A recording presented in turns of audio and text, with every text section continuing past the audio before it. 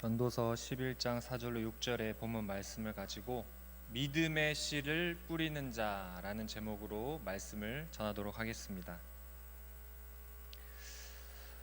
오늘날 한국 사회가 겪는 문제들이 다양한 문제들이 있습니다. 경제적 불평등의 문제가 있습니다. 상위 10%와 또 그 밑에 하위 90%의 그 격차가 양극화가 굉장히 심각하다고 합니다. 또한 우리 청년들의 그 무기력감이 또 상당한 또 상황입니다. 미래에 대한 전망이 없고 또 노력한다고 해서 뭔가 달라질 것이라는 그런 기대도 없는 또 구조를 살고 있습니다. 또한 많은 정보들이 쏟아지고 또 많은 뉴스들을 접하지만 그 안에서 오히려 진정한 그 진실을 우리가 알기가 더 힘든 이 시간을 보내고 있습니다.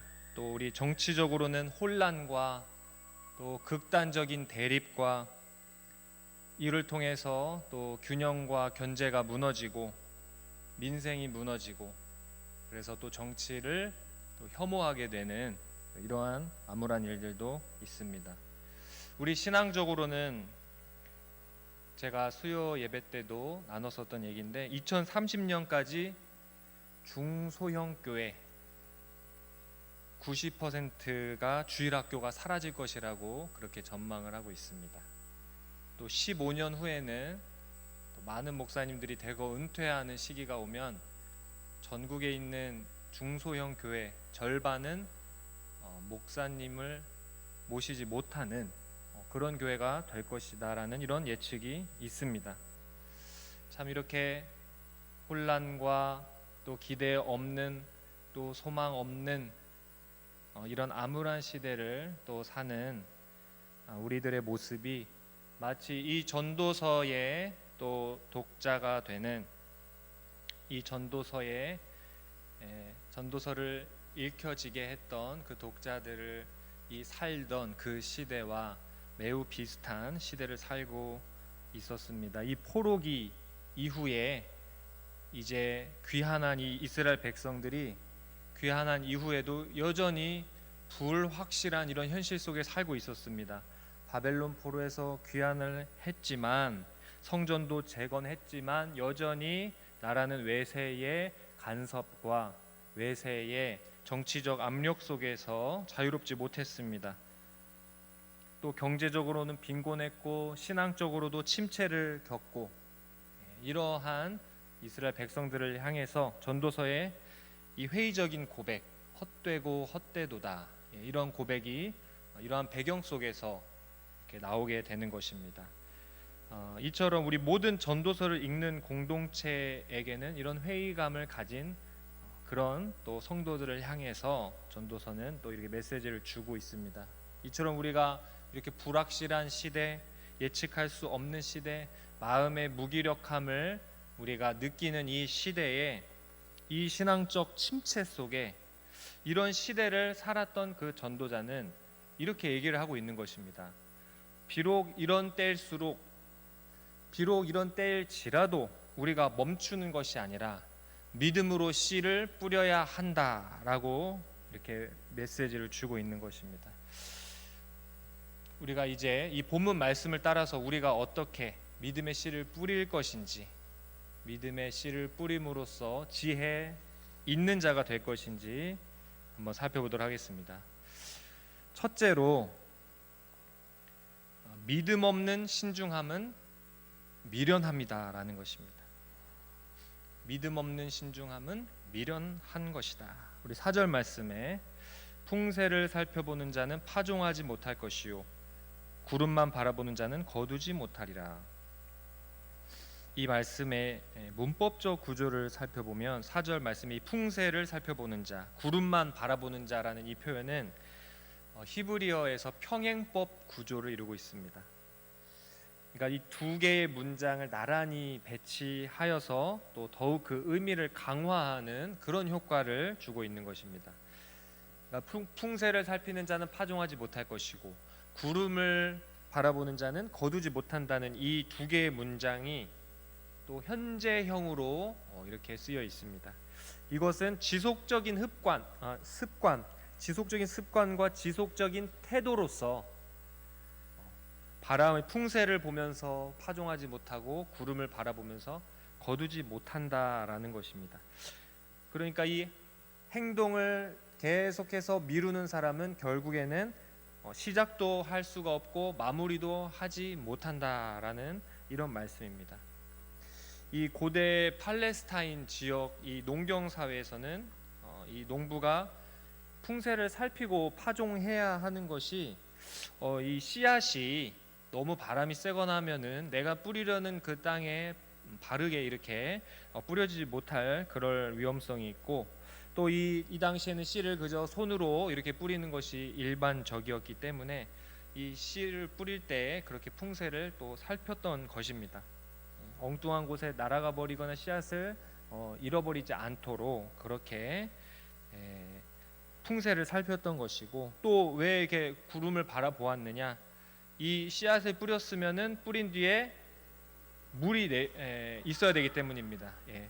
구름을 통해서 비가 내리고, 그래서 이 씨가 안전하게 이 뿌리를 내리고 또 자라날 수 있도록 이 씨를 뿌린 후에 적절하게 수분이 공급이 되고 자라나야 또 그 곡식이 튼튼하게 자라나기 때문에 이렇게 농부들은 항상 구름의 양, 구름의 이동 방향, 이것을 항상 살폈던 것입니다. 이 강우가 얼마나 비가 올 것인지를 항상 예측하고 그걸 바라봤던 것이 바로 이 당시의 농부들의 그런 모습이었습니다. 이처럼 이 농사라는 것은 자연 환경에 굉장히 민감하기 때문에 이 농부들이 철저히 풍세도 살피고 구름도 살피면서 계산을 하면서 이 농사에 임했던 것입니다. 이는 어떻게 보면은 매우 상식적이고 또 농부로서 당연히 그 생존에 어떤 본능적으로 그렇게 행동하는 것이 될 수 있다는 것입니다. 그러나 이 모든 것이 지나치면은 다 독이 되는 겁니다. 계속 더 좋은 조건을 기다리다가 더 좋은 풍세를 바라보고 더 좋은 구름을 바라보다가 결국에는 아무 일도 하지 못하게 된다는 것입니다. 이 전도서 11장 4절의 경고는 바로 이 믿음 없는 합리성에 대해서 경고를 하고 있습니다. 이 바람을 다스리는 게 누구이며 이 구름을 다스리는 게 누구인지 생각하라는 것입니다. 그것은 바로 하나님이신 것입니다. 그러니까 우리가 우리의 신앙에 있어서도 하나님께서 하시는 일에 대해서 하나님께서 언제 바람을 불게 하시려나, 언제 하나님이 구름을 보내주시려나 하면서 우리가 재고 따지고 계산하면서 이 파종하는 것을 미루고 거두는 것을 미루다가는 참 미련한 자가 될 수 있다라는 것입니다. 그러니까 우리 사람이 마치 이 자연 환경도 우리가 완벽하게 통제할 수 없듯이 이 환경이라는 것은 우리가 참 통제할 수 없는 불확실성이 기본적으로 이렇게 깔려 있다라는 것입니다. 이것은 우리가 어떻게 계산을 한다고 해서 우리가 힘과 노력을 한다고 해서 이것이 바뀌어지지 않는다는 것입니다. 참 이처럼 이렇게 지나치게 계산하고 지나치게 조건을 따지고 이것은 오히려 합리적인 것도 아니고 지혜로운 것도 아니며 이것은 미련한 것이다. 지혜로운 자가 아니다라는 말입니다. 둘째로 섭리를 알 수 없음을 인정하는 것이 지혜라는 것입니다. 5절 말씀에 제가 읽겠습니다. 바람의 길이 어떠함과 아이벤 자의 태에서 뼈가 어떻게 자라는지를 내가 알지 못함 같이 만사를 성취하시는 하나님의 일을 내가 알지 못하느니라. 여기서 이 바람의 길이라는 것은 사람이 이해할 수 없는 것을 그런 자연현상을 말하는 겁니다. 또 이 바람의 길, 바람이라는 것은 우리가 눈으로 볼 수 없기 때문에 이 바람이 어디로 불어와서 또 어디로 흘러가는지 우리가 알 수가 없습니다. 이 바람이 의미하는 것은 성령의 자유로운 역사를 의미하는 것입니다. 또 뱃속의 아기가 뱃속에서 어떻게 자라나는지에 대한 그 과정의 예를 들어서 이 하나님의 창조 능력이라는 것은 참 그렇게 비밀스럽고 우리가 참 알 수 없는 신비에 감춰져 있다라는 것입니다. 이 구절에서도 이렇게 두 개의 표현이 나옵니다. 알지 못함 같이, 알지 못하느니라. 이렇게 반복적으로 표현을 함을 통해서 우리가 알 수 없다는 거죠. 우리 신비에 쌓인 하나님의 섭리, 이건 알 수 없고 사람은 계속해서 무지한 상태에 있을 수밖에 없다라는 것입니다. 우리가 이것을 하나님의 섭리를 우리가 하나님의 불가해성이라는 우리 단어로 이해해 볼 수 있습니다.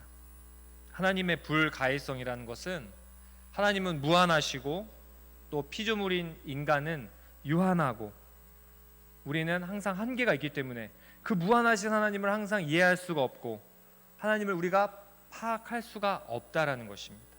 이것은 이 하나님의 이제 속성 중에 하나로서 이 사람의 이성과 사람의 경험으로는 하나님을 완전히 알 수가 없다라는 것입니다. 이 전도서 11장에서 말하고자 하는 것은 이 사람은 풍새도 읽지 못하고 구름도 알지 못하면서 어떻게 이 천지 만물을 지으신 하나님의 그 일하심을, 그 섭리를 이해할 수 있겠냐 하는 것입니다. 그렇다면 왜 하나님께서는 이렇게 우리가 하나님에 대해서 다 알 수 없도록 이렇게 하셨을까요? 하나님께서 이렇게 하나님의 불가해성, 우리가 이성으로도 경험으로도 알 수 없게끔 만들어 놓으신 것은 바로 사람으로 하여금 하나님 앞에 겸손하게 하기 위해서입니다. 이 사람이 이 하나님을 볼 때 우리의 이성과 경험으로 파악되지 않는 그 하나님을 바라볼 때 우리가 그 하나님이 하나님은 우리와 대등한 분이 아니구나, 하나님은 창조주시고 나는 그저 피조물일 뿐이구나 라는 것을 우리가 인정할 수밖에 없다는 것입니다. 또한 우리 하나님께서 이렇게 우리에게 모든 것을 다 보여주지 않으심을 통해서 우리가 전적으로 하나님을 신뢰할 수밖에 없는 그런 상태를 만드시는 것입니다. 이처럼 우리 하나님께서는 우리의 합리적인 말과 이성적인 표현으로 설명되어져야 될 분이 아니라 하나님은 우리가 섬겨야 되고 그저 따라가야 될 분이시라는 것입니다. 그러니까 하나님께서 이처럼 그 하나님의 존재와 하나님의 일하심을 비밀에 숨겨 놓으시고 신비 속에 감추어 두셔서 우리를 혼란에 빠뜨리시려는 게 아니라 우리를 좌절에 있게 하려고 하시는 것이 아니라 오히려 그 하나님 앞에, 알 수 없는 하나님, 광대하신 하나님, 무한하신 하나님 앞에 우리가 믿음을 발휘해서 그 알 수 없는 그 하나님 앞에 우리가 신뢰로 나아가게끔, 다 알 수 없어도 그러나 하나님을 믿고 다 알 수 없어도 하나님은 선하신 분이라는 것을 믿고 나아감을 통해서 하나님이 이것을 기뻐하시기로 작정하셨다는 것입니다. 셋째로 우리는 이 불확실한 미래를 향해 미래를 향한 씨를 뿌려야 된다는 것입니다. 이 믿음의 씨를 뿌려야 된다. 6절 말씀에 너는 아침에 씨를 뿌리고 저녁에도 손을 놓지 말라. 이것이 잘 될는지 저것이 잘 될는지 혹 둘이 다 잘 될는지 알지 못함이니라. 이 말씀 또한 병행 구조를 이루고 있습니다. 아침, 저녁 이렇게 표현을 통해서 시간적 대조를 통해서 하루 전체를 표현을 하고 있는데, 그러니까 인생에 있어서 마치 아침에도 부지런히 저녁에도 부지런히 하듯이 인생 전체에 있어서 지속적으로 믿음의 실천을 하라는 것입니다. 우리가 어떤 예측하기 힘든 미래를 향해서 그것이 어떻게 될까 이렇게 살펴보고 저렇게 살펴보기보다 우리가 순종으로 또 부지런함으로 또 나아갈 때 오직 하나님께서는 오히려 이것이 잘 될는지 저것이 잘 될는지 혹 둘 다 잘 될는지 알 수 없다라는 것은 하나님께서는 오히려 우리가 믿음을 가지고 불확실성 속에서 우리가 아침과 저녁, 이 새벽부터 저녁까지 수고로 이 믿음의 씨를 뿌리면 하나님께서는 곱절의 은혜를 다 주실 수도 있다라는 것입니다. 그러니까 우리가 이 불확실한 미래를 향해서 그저 이 감이 떨어지기만을 입을 벌리고 기다리는 것이 아니라 우리가 비록 우리의 연약함과 무지함으로 잘못된 타이밍에 씨를 뿌린다 할지라도 하나님께서는 그 믿음을 보시고 없던 바람도 일으키시고 없던 구름도 보내주셔서 그 씨앗이 반드시 열매를 맺게 하시고 또 전화위복의 은혜를 베푸실 그 하나님을 우리가 순종해야 된다는 것입니다. 우리가 풍세가 안 좋다, 구름이 안 좋다 이렇게 하면서 우리가 하나님 앞에 순종하고 헌신하고 실천하는 것을 계속 미루는 것은 이것이 바로 불신앙이라는 것입니다.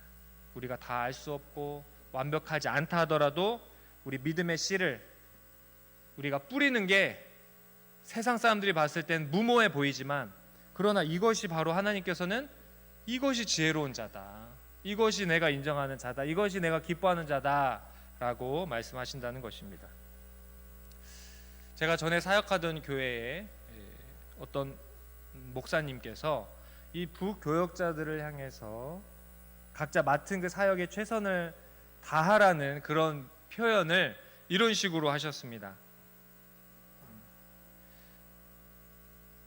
어떤 일을 할 때, 사역을 할 때 죄 짓는 거 아니고 이단 아니면 무조건 하세요, 이런 말씀을 하셨습니다. 그러니까 우리가 주님 안에서 믿음으로 기도하면서 또 마음의 그 감동을 따라서 어떤 일을 하고자 할 때 그것이 이게 될까 안 될까, 잘못되면 어떡하지, 이런 걱정에 이렇게 머뭇거리지 말라는 겁니다. 이 핑계 저 핑계 대다 보면은 이 될 일도 안 되고 오히려 어떤 시간이라는 것이, 타임이라는 것이 지나가게 된다는 것입니다. 그런데 마치 이런 마인드, 그게 죄 짓는 것인가? 아니지. 이단인가? 이단도 아니지. 그렇다면 부족해도 믿음으로 실천하라는 것입니다.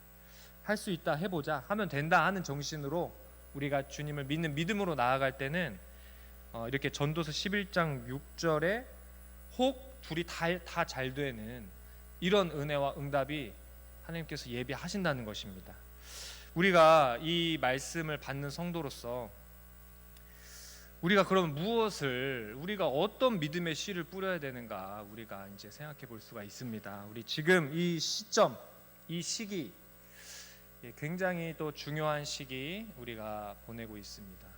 정말 이 나라의 운명이 갈릴지도 모르는 이 시기, 이 나라와 민족을 위해서 우리가 뿌려야 될 씨가 있다면 투표라는 씨가 되겠습니다.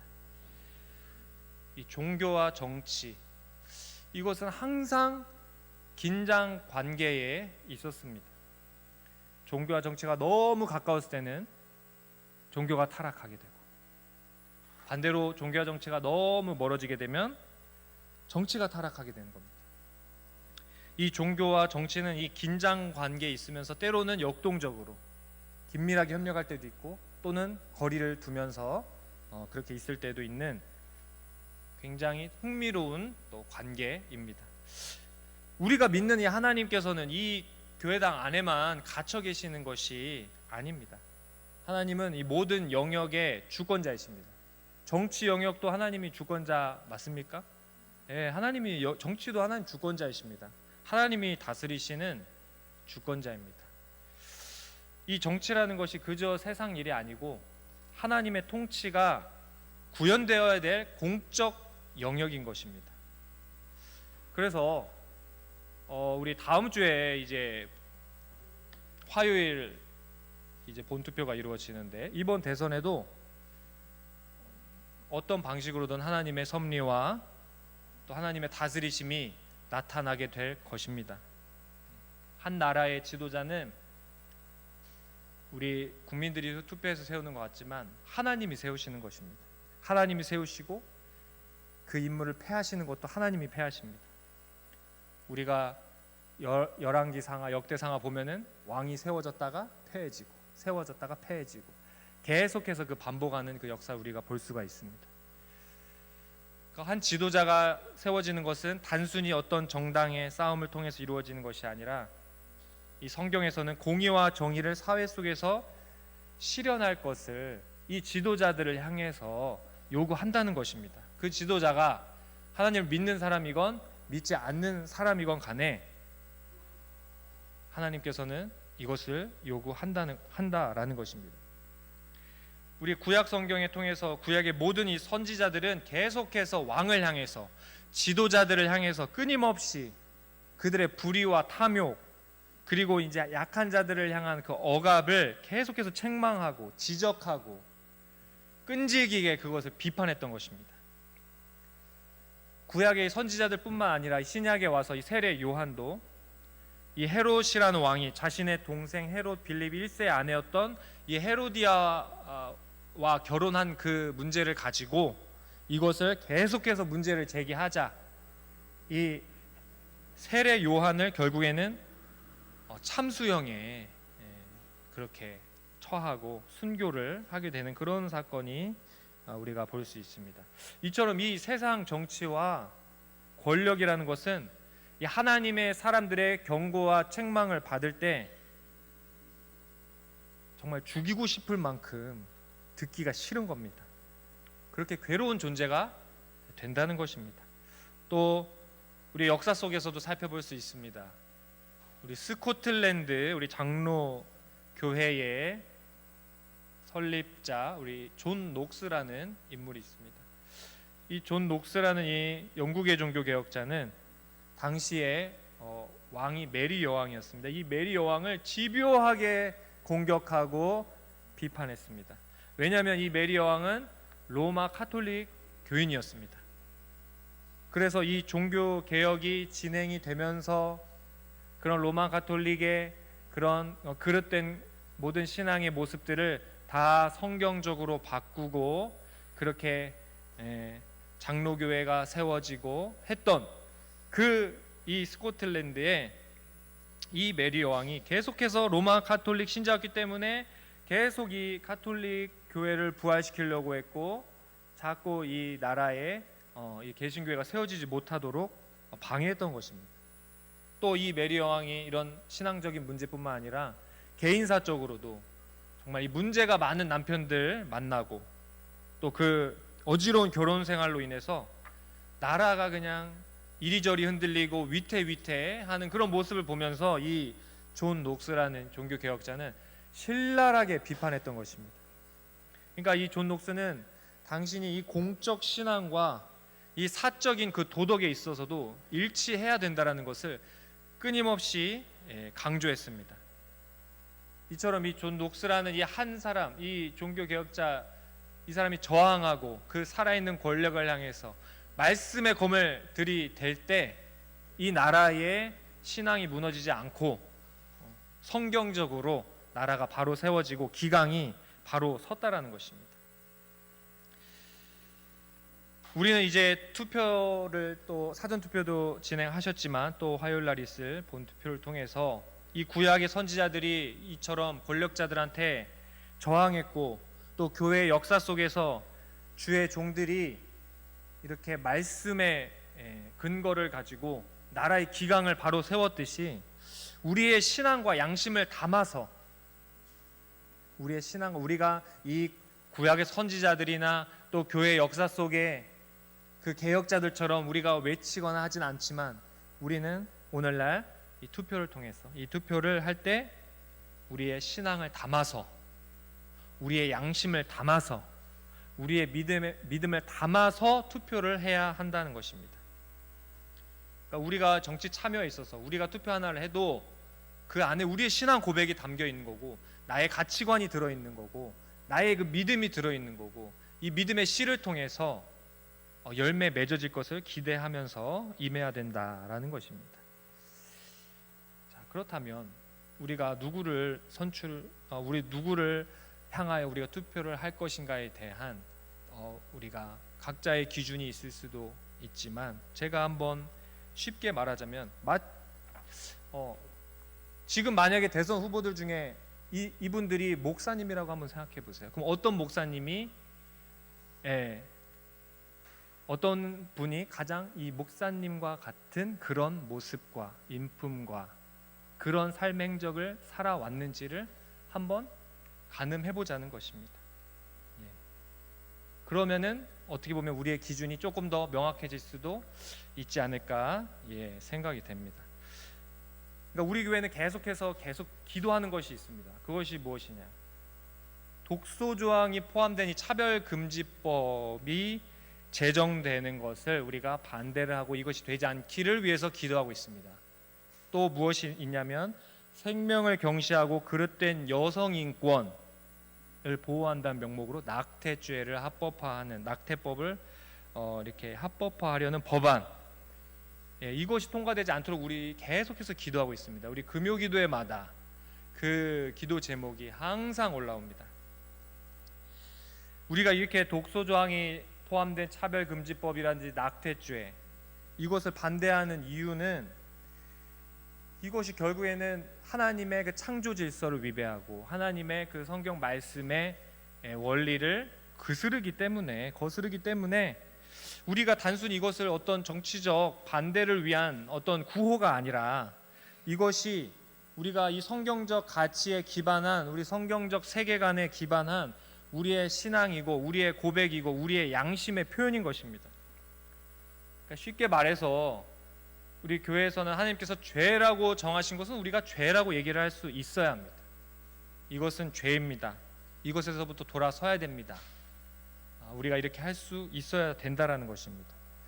우리가 죄인임을 깨달을 때 우리가 무엇이 죄이고 무엇이 거룩하지 않은 것이고 무엇이 부정한 것이고 하나님이 기뻐하시지 않는 것임을 분명히 알 때만이 내가 얼마나 이렇게 하나님 말씀에서 벗어났는지, 내가 얼마나 죄악으로 가득 찬지 그 거룩하신 하나님 앞에서 자신을 바로 볼 수 있게 되고 그 거룩한 하나님 앞에 나아갈 수 있다는 것입니다.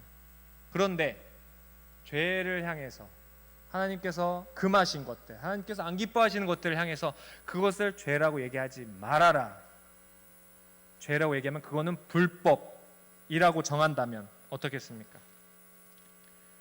죄라는 것을 그것은 그냥 개인의 선택인데 왜 그거를 그렇게 간섭하느냐, 그걸 그렇게 혐오하는 표현을 쓰느냐라고 지적하고, 그렇게 죄를 죄라고 얘기하면 당신들은 혐오하는 세력이군요, 이렇게 매도하고 하면서 직간접적인 압력을 주고 또 처벌을 하겠다는 것입니다. 그러니까 이 교회가 계속해서 역사 속에서 말씀을 가지고 선지자의 역할, 말씀의 검으로, 예리한 검으로 나라가 기강이 무너지고 창조 질서를 위배하고 말씀에서 떠날 때 예리한 칼로 들이댈 수 있어야 되는데 그 입에 재갈을 물리겠다는 것입니다. 이것이 차별금지법의 핵심입니다. 이런 법이 세워지면 이 나라는 어떻게 되겠습니까? 입에 재갈을 물리면 어떻게 되겠습니까? 우리 교회에 이 강단에서 재갈이 물려진다면 어떤 교회가 되겠습니까? 우리 건물은 그대로 유지할 수 있을지 모르겠습니다. 그러나 이러한 법들이 제정이 되고 집행이 되고 교회 입에 강단에 재갈이 물린다면 이 교회는 마치 중국 공산당의 3자 교회와 같이 될 것입니다. 3자 교회는 모든 것을 다 얘기합니다. 복음도 얘기하고 예수님의 사랑도 얘기하고 이웃 사랑도 얘기하고, 그러나 그 공산당 정치 체제를 향한 비판의 목소리 절대 할 수 없습니다. 하는 순간 교회가 문 닫고 십자가 뜯어야 합니다. 지하로 숨어 들어가야 됩니다. 그래서 오늘날 중국은 그렇게 공산당이 인정하고 또 공산당의 통제를 잘 따르는 교회, 이것이 공적으로 인정되고 합법적인 교회, 3자 교회로 존재하는 것이고, 또 그러한 재갈을 물리는 그런 교회가 아니라 자유롭게 정말 하나님이 죄라는 것을 죄로 여기고 또 어떤 공산당의 어떤 그런 정치적 체제나 이런 것들로부터 자유롭게 신앙생활을 하시는 분들은 지하로, 시골로, 산속으로 그렇게 지하교회로 또 존재하게 되는 것입니다.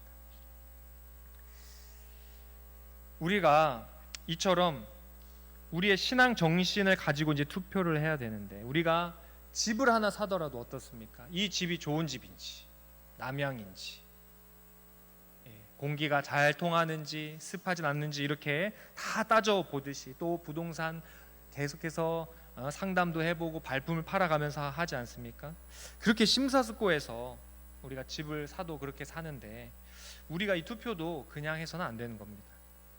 제일 하지 말아야 될 것은 그냥 나는 이 지역 사니까 나는 여기 이렇게 하지 말고, 나는 우리 집안은 여기니까 여기 이렇게 하지 말고, 우리가 어떤 지역 사람이건 우리가 어떤 집안이건 간에 우리는 먼저 하나님의 거룩한 백성이고 하나님의 말씀을 믿는 백성이고 하나님 말씀이 하나님 나라가 이 땅에 이루어지기를 기도하는 하나님의 백성들이기 때문에 우리의 신분이 성도로서 우리는 그 투표에 그렇게 경건하게 임해야 되는 것입니다.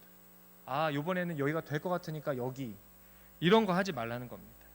안 될 것 같아도 나의 신앙과 양심에 비춰봤을 때 이곳이 맞다, 투표하는 겁니다.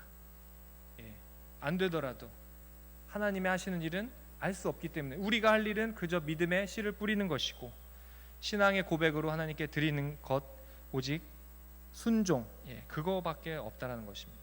이 풍세를 살피지 말라는 것입니다. 우리는 이처럼 믿음의 씨를 뿌리듯이 이제 투표를 해야 되고 그 가치에 있어서 우리의 신앙 양심을 담아야 된다라는 것을 제가 말씀을 드리면서, 이 차별금지법을 놓고도 어떤 후보는 명확하게 이것은 잘못된 것입니다 라고 말하는 후보가 있는 반면에 답변 거부, 답변 유보, 이런 식으로 중립적인 또 입장을 취하는 후보도 있다는 것입니다. 이런 것도 하나하나 찾아보고 따져보면서 우리가 투표를 해야지, 이것이 바로 하나님의 살아있는 신앙이고 또 선지자적인 이 땅을 향한 왕같은 제사장의 역할을 하는 것입니다. 내가 지지하는 후보가 비록 약할지라도, 안 될 것 같아도 신앙과 양심이 맞으면 하는 것이 바로 이것이 개신교의 정신입니다. 개신교가 항상 주류에 섰던 적은 역사 속에 많지가 않습니다. 항상 떠돌아다니고 항상 피난 다니고 항상 이 신대륙을 향해서 갔던 것이 개신교의 역사였습니다. 이 개신교, 이것은 프로테스탄트, 저항한다라는 뜻이 있습니다. 무엇에 저항하겠습니까? 살아있는 권력을 향해서 저항하는 것입니다. 단순히 저항을 위한 저항이 아니라 하나님 말씀에 근거해서 맞지 않으면 저항하는 것입니다. 하나님 말씀에 그릇된 길로 갈 때 저항하는 것이 바로 개신교의 정신이라는 것입니다. 진평연이라는 단체에 따르면 반기독교적이고 반도덕적인 악법을 집요하게 발휘하는 개인과 정당이 분명하게 나타나는 것을 볼 수가 있습니다. 이것은 누구나 다 객관적으로 볼 수 있습니다. 검색을 할 줄 아시면 누구나 다 볼 수가 있습니다.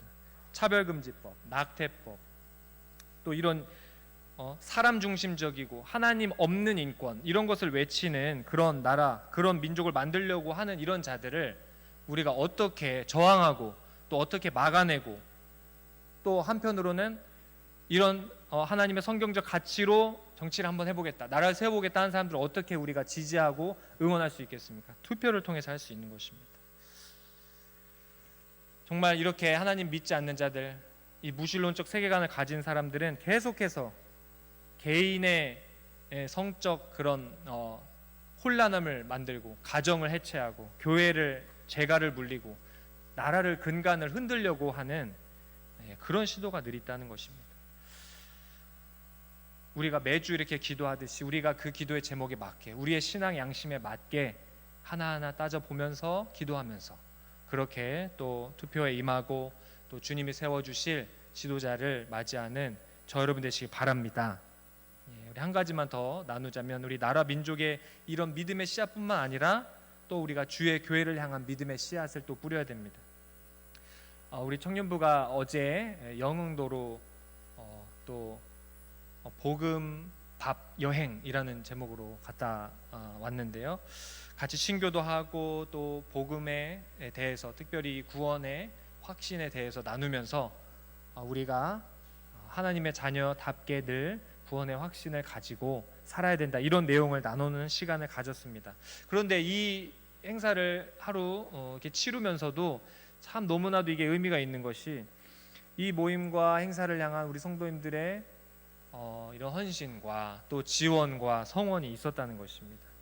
그러니까 이 소식을 듣자 십시일반으로 모아서 후원해 주시고 잘 갔다 오라고 해주시고 또 맛있는 거 먹으라고 또 이렇게 또 후원해 주시고, 참 우리 아직 청년부가 몇 명 있지 않지만 우리 교회 성도님들이 이렇게 믿음의 눈으로 바라봐 주시고 아직 숫자가 많지 않지만 믿음의 눈으로 바라보고 믿음의 씨를 계속해서 이렇게 뿌려주시는 그런 것을 느낄 수 있었습니다. 바로 이런 신앙 자세가 믿음의 씨를 뿌리는 자, 풍세를 보는 것이 아니고 구름을 살피는 것이 아니라 믿음으로 씨를 뿌리는, 하나님께서 하실 일을 기대하는 그런 믿음의 행동이라는 것입니다. 앞으로 이 성은교회 앞날이 어떻게 되겠습니까? 이처럼 믿음의 씨를 뿌리고 풍세를 보지 않고 구름을 따지지 않고 믿음의 눈으로 믿음의 씨를 뿌리면서 이렇게 지혜로운 믿음의 어른들이 이 믿음의 씨를 계속해서 쉬지 않고 새벽부터 저녁까지 뿌린다면 이 세대는 반드시 변할 줄로 믿습니다. 앞으로 이 90%의 교회가 5년 안에 그 주일학교가 문을 닫는 이런 참 암울한 소식이 있지만, 우리 성읍교회 앞으로는 어떻게 될까요? 계속해서 이렇게 새벽부터 저녁까지 믿음의 씨를 뿌리면 반드시 하나님께서 놀라운 또 배가 부흥의 역사를 허락하시는 것입니다. 이렇게 우리가 이러한 신앙 정신으로 우리가 무장이 된다면 우리가 무슨 일이든지 할 수가 있는 겁니다. 하나님은 선하신 하나님이시고 좋은 것을 하신 하나님이시기 때문에 우리가 해야 될 일은 그저 앉아서 계산하고 될까 안 될까, 어디가 더 세력이 큰가 이런 걸 보는 게 아니라 믿음으로 씨앗을 뿌리고, 먼저 씨앗을 뿌리고, 그럼 안 될 일도 하나님 되게 하시고 하시는 그 역사가 오늘 이 시대의 암울한 역사 속에서도 하나님께서 이런 믿음의 씨를 뿌리는 자를 통해서 새로운 역사를 써 가시고 우리 다음 세대에도 또 밝은 미래를 하나님께서 열어주실 줄로 믿습니다. 이처럼 결론입니다. 우리 믿음의 씨를 뿌리는 자의 원리를 따라서 우리가 나라를 바로 세우고 교회를 바로 세우고 또 가정을 바로 세워서 이 곱절의 응답을 받는 저와 여러분 되시길 바랍니다. 기도하겠습니다. 하나님 아버지 감사합니다. 오늘 전도서의 말씀을 통해서 믿음의 사람, 지혜의 사람이란 가만히 앉아서 계산만 하고 있는 것이 아니라 쉼없이 씨를 뿌리며 하나님 하실 일을 기대하는 자라는 것을 배웠습니다. 우리 교회 성도님들의 신앙 고백을 기뻐 받아주시고 주의 교회가 더욱 든든히 세워지는 것을 모두가 목도하게 하여 주시옵소서. 예수님의 이름으로 기도합니다. 아멘.